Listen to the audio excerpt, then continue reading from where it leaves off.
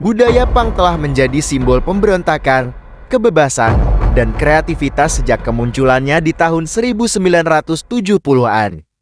Meski telah berusia puluhan tahun, semangat punk masih hidup dan terus berkembang. Pengaruh dan kebangkitan kembali gerakan punk di era modern.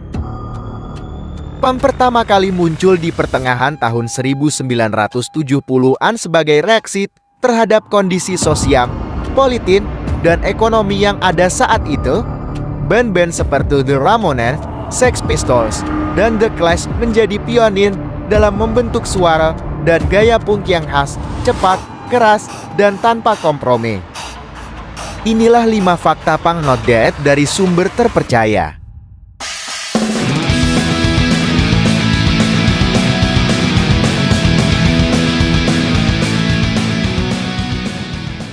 Number 1.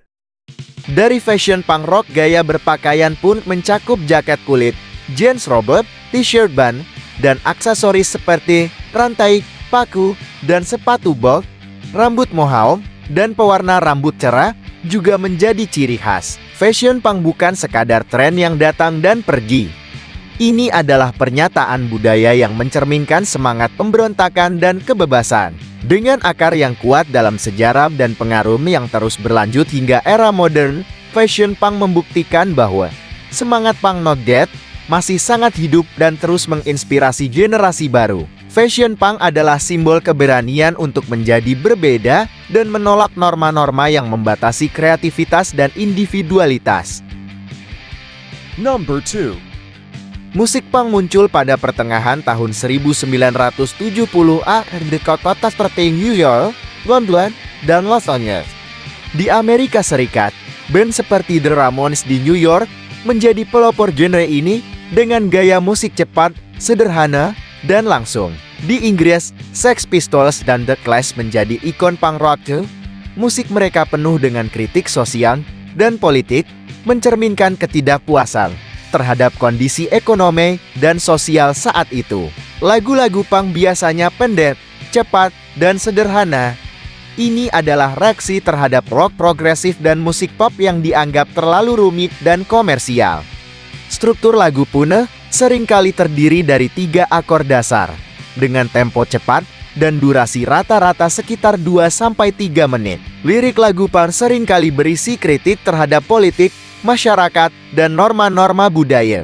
Tema-tema seperti alienasi, kemarahan, dan ketidakpuasan adalah umum. Banyak lagu punk juga mengeksplorasi topik-topik seperti anarki, kebebasan individu, dan anti-otoritarianisme. Number 3. DIY atau do it yourself adalah prinsip inti dari gerakan punk yang menekankan independensi dan kebebasan dari struktur industri besar. Filosofi ini mengajarkan bahwa siapapun bisa menciptakan sesuatu tanpa harus bergantung pada institusi atau otoritas. Gerakan DIY muncul bersamaan dengan lahirnya punk pada pertengahan tahun 1970-an. Sebagai reaksi terhadap dominasi label rekaman besar yang dianggap membatasi kreativitas dan kebebasan berekspresi. Majalah atau zine seperti Sniffin' Glue di Inggris dan Maximum Rock'n'Roll di Amerika Serikat menjadi media penting untuk menyebarkan semangat DIY dan informasi seputar komunitas pun. Gerakan DIY adalah inti dari semangat pun yang menekankan kebebasan, independensi, dan kreativitas. Dengan menghindari struktur industri besar, gerakan ini memungkinkan para pelaku untuk menciptakan dan mendistribusikan karya mereka sendiri, menjaga semangat pemberontakan, dan otonomi dalam komunitas pun tetap hidup. Number 4. Punk dan aktivisme seringkali berjalan beriringan dengan banyak komunitas punk yang menggunakan musik dan budaya mereka sebagai platform untuk mempromosikan perubahan sosial dan politik. Banyak lagu punk menyoroti korupsi, ketidakadilan, dan kegagalan pemerintah. Misalnya, lagu Good Save the Queen oleh Sex Pistols mengkritik monarki Inggris dan sistem politik yang ada. The Clash dengan lagu London Calling menyoroti isu-isu seperti kerusuhan sosial, perubahan iklim, dan perang. Band-band punk seringkali menyuarakan dukungan untuk hak asasi manusia dan melawan diskriminasi. Mereka menentang rasisme, seksisme, dan homofobia. baik dalam lirik lagu mereka maupun dalam tindakan nyata. Misalnya, Dead Kennedys dengan lagu Nazi Punk Folk Off secara langsung menyerang kelompok neo-Nazi dan ideologi mereka. Riot Girl, sebuah gerakan feminis pun menggunakan musik dan Zayn untuk melawan seksisme dan memberdayakan perempuan. Punk juga sering kali menolak konsumerisme dan kapitalisme yang dianggap merusak nilai-nilai kemanusiaan dan mendorong ketidaksetaraan. Crash, sebuah band anarcho-punk, seringkali menyuarakan pesan-pesan anti-kapitalisme dan mendukung anarki sebagai alternatif. Komunitas punk seringkali membangun jaringan solidaritas untuk mendukung isu-isu sosial. Mereka mendirikan ruang-ruang otonom, pusat komunitas, dan kolektif untuk memberikan tempat bagi aktivisme dan ekspresi kreatif. Aktivisme punk terus menginspirasi generasi baru untuk terlibat dalam perubahan sosial. Band-band modern seperti The LAX dan Pussy Riot melanjutkan tradisi pun dalam mengangkat isu-isu sosial dan politik. Media sosial dan platform digital memungkinkan pesan-pesan pun untuk menjangkau audiens global, memperkuat semangat perlawanan dan perubahan. Dengan sejarah yang kaya dalam kritik terhadap ketidakadilan, anti-konsumerisme, dan dukungan terhadap hak asasi manusia, punk terus menjadi suara bagi mereka yang menolak untuk tunduk pada norma dan struktur yang ada. Aktivisme punk tidak hanya terbatas pada musik.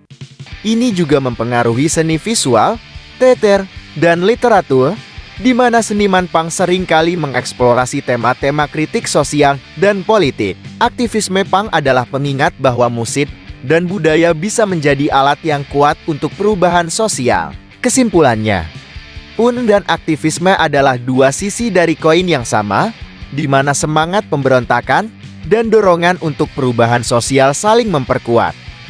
Number 5. Nama punk memiliki asal-usul yang cukup menarik dan bervariasi. Berikut penjelasan mengenai asal-usul nama punk. Kata punk sebenarnya sudah ada dalam bahasa Inggris sejak abad ke-16.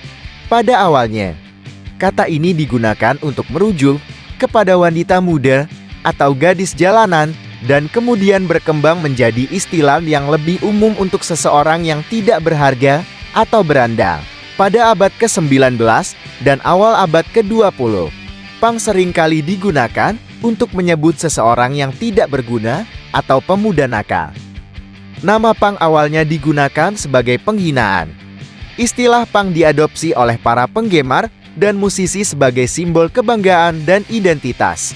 Mereka mengambil kata yang dimaksudkan untuk merendahkan dan mengubahnya menjadi tanda pemberontakan dan independensi. Kesimpulan, asal-usul nama punk adalah campuran dari penggunaan historis sebagai istilah penghinaan dan pengadopsian oleh gerakan musik dan budaya yang muncul pada tahun 1970-an. Awalnya yang sederhana sebagai kata yang menggambarkan seseorang yang tidak berharga, yang telah berkembang menjadi simbol dari sebuah gerakan yang merayakan pemberontakan, independensi, dan kritik terhadap status quo. Itulah 5 fakta tentang punk ngedance. Terima kasih sudah menonton.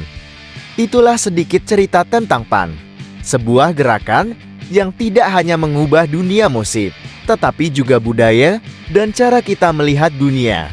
Jika kamu suka video ini, jangan lupa untuk like, subscribe, dan tekan tombol lonceng agar tidak ketinggalan video-video menarik lainnya.